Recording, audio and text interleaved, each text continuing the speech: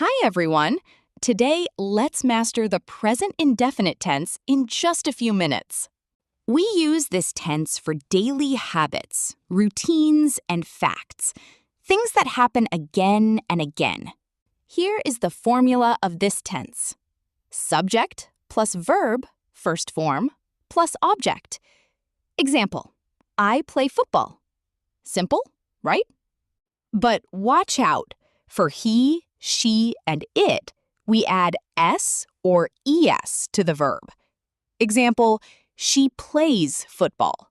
Don't forget that extra s. For I, you, we, and they, the verb stays exactly the same. No changes. You wake up early. He brushes his teeth. They go to school. These are the universal truths, which remain same.